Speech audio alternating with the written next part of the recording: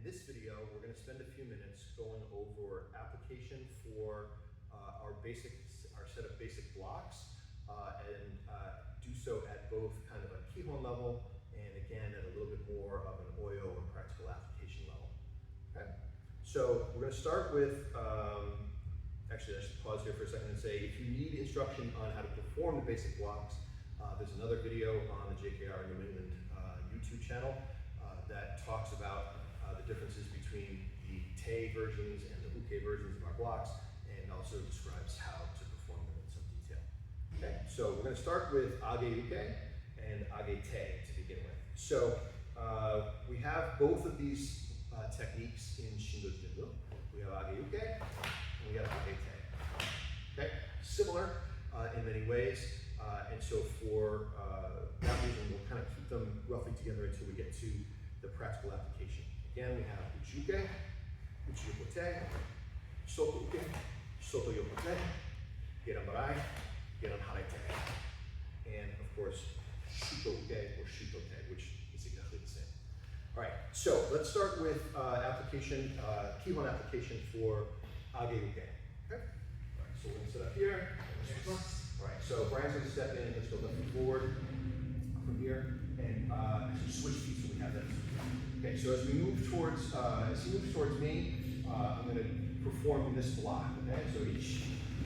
Okay, so this is a basic application of age uke or even age te.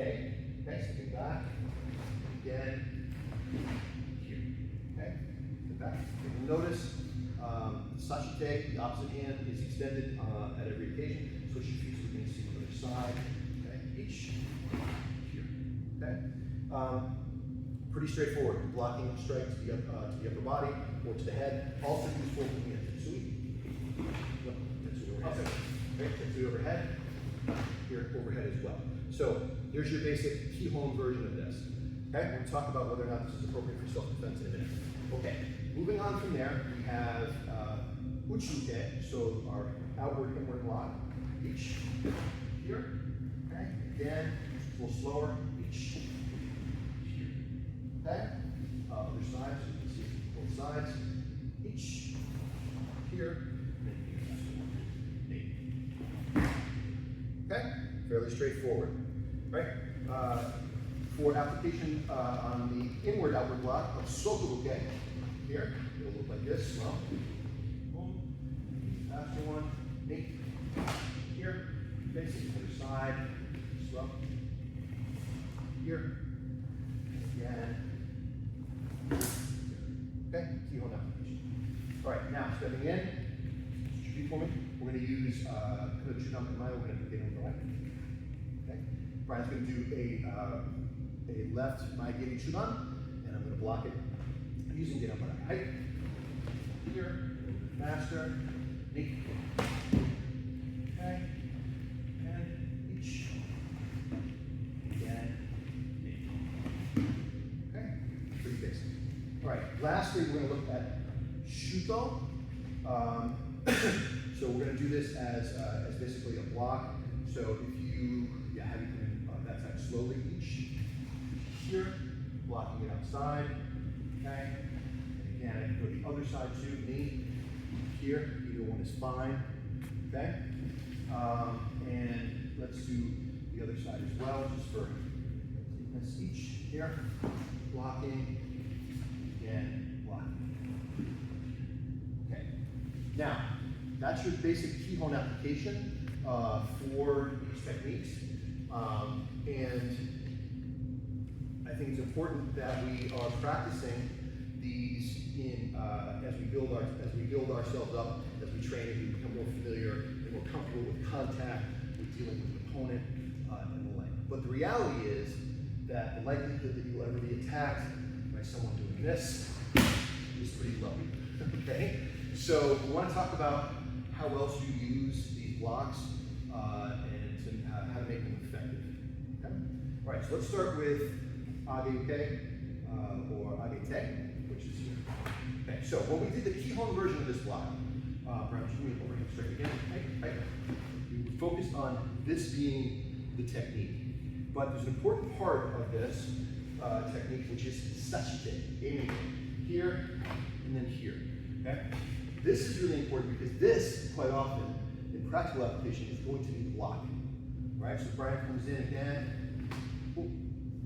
All right, I didn't mean to get him that close, but that was what I was gonna say. This kind of sets up so you can hit the eye, but you're good? Yeah, okay. So this blocks here, right? And then this hand is gonna come through. This is gonna pull to hikite, right? You'll notice as I pull down, this opens his neck and enters your more practical technique. Okay, so let's come back in, and so each here, and then me. Okay? That's a good way to think about age-uke. And of course, age-te emphasizes the more attack version of this technique here too. Say anything else about age-uke? No, okay, so I would think about this as your as at least as much a primary application as step in as this. So this is sort of Kihon. Step back. You might want to think about this as more point. Okay. All right. Now, continuing, if we look at the center blocks, one of the things you have to be very careful about is that you're using both hands to train these techniques. Okay. So quite often students will get pretty decent at the arm motion, and you'll see them doing this, right? Now, in a pinch, there's nothing wrong with that, especially if you have good hip control and you can get some good power out of it. But you're missing out on really important aspects of the techniques, which is the offhand. Okay? So we think about uchi-uke. So Brian, if you step in that side, right, when you do a Kihon version, this was the Kihon version we did. Brian steps in, I draw, and I pull back here. Okay? Nothing wrong with that. Again, not sure that this is super realistic. Most stuff is going to be standing up, a little bit closer in here. Brian's shoving at me, maybe he feels a punch. What happened here? Okay, this is where stuff is going to happen. So uchi-uke becomes much more useful for things like limb destruction. Okay, so but you need the other hand. I can block Brian reaches. Nothing wrong with that. I can block here. But if Brian reaches and I have the other hand in here, I can take his elbow.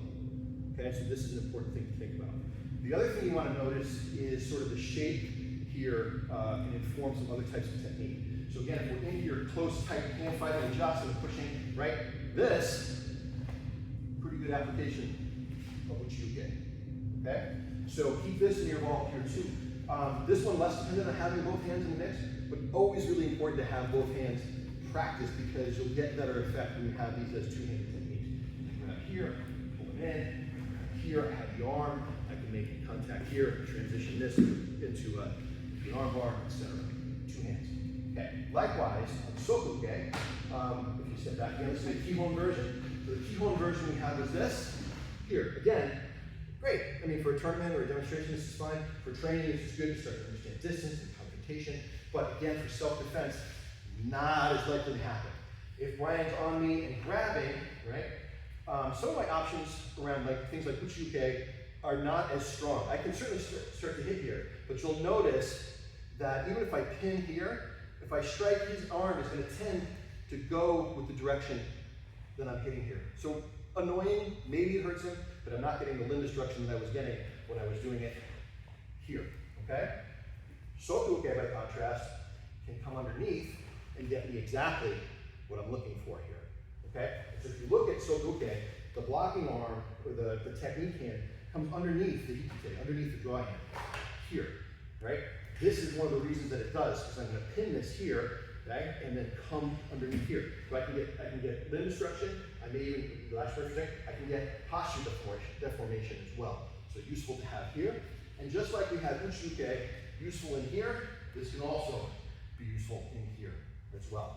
When you think about the yokote versions of these techniques, here, pretty obvious that there's a strike component in the mix. Boom. Okay? Okay? All right, last, so we've done age-uke, uchi-uke, soto-uke. Gedan barai, for those of you who have not stopped to ponder this, it's not generally called gedan-uke. It's called gedan barai and gedan harai-te. Barai and harai are the same word. They mean sweep, right? Like ashibarai. Okay, so if we have a grab here, this is much more the original intent of gedan barai. Take that off.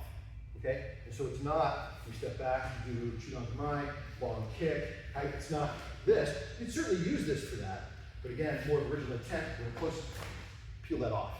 Boom, all right? And counter straight. Likewise, this is a nice movement. This shape of movement can be used for other things too. It can be used in combination. So maybe if Brian grabs, here, I take this off and then I strike right off of it, okay? The gedan harete motion, which is a little higher, right? If he grabs here, this can be useful coming across here. And now I have options for what I want to do, okay? So gedan barai, gedan harete, useful as sweeps or scrapes, as blocks, and as straight in techniques. One of the things I actually like to use or think about gedan barai for is almost as a gedan tetsui. All right, there's a lot of nice nerves and sensitive skin here on the inside of the thigh. You go grind forward, right? This could be, boom. Looks like gedan barai. That's a nice strike into a vulnerable area. So other things you can use this shape of this technique for. All right, the last one I want to cover tonight is going to be shuto. So we set shuto up. So if you go either side back, doesn't matter. Bang, you just step in, right? If I block this, okay, cool, that's great, right? Do this quickly, right? It's a little hairy, right? And it's not necessarily, look where I ended up here. I ended up down here. Technique supposedly up here, okay, on the hand. It gets a little bit harder to do. So if you're going to use this, switch sides for me for a second. If you're going to use this as a block, I strongly urge you to use it as a two-handed block, okay? So we set the combination up here. Again, the draw hand is actually kind of like Uke, is really the hand that's doing most of the work. So as Brian steps in, this is blocking, and then this is controlling, okay? So if we're going more quickly, here, much safer, okay? And again, like Uke, the sashite in Uke was the block, this is the counter, slowly. This is the block, and this is the control. Followed by maybe something here. Okay? Something useful there. The other thing that's really important to think about with shuto, though, is why this hand is here. Okay? So there's a line of karate folklore that says that this is protecting your solar plexus. It is not. If you want to protect your solar plexus, protect your solar plexus. Okay? This is demonstrating something else. What this is demonstrating is capture, limb capture. So let's go to the side. Okay? Huh. What's that look like? It's like the backhand of shuto. So try to grab that out, pull it out. You've got a nice strong grip here, right? That's not really hard, okay? And then this, I need to start hammering, okay? So when you think about this block, by all means, if Brian comes in and punches, right? This is fun and actually can be useful. It's a little bit technique-y, but where you might want to take it is both versions. So block, control, wrap, boom, okay? There's your shuto. Okay? I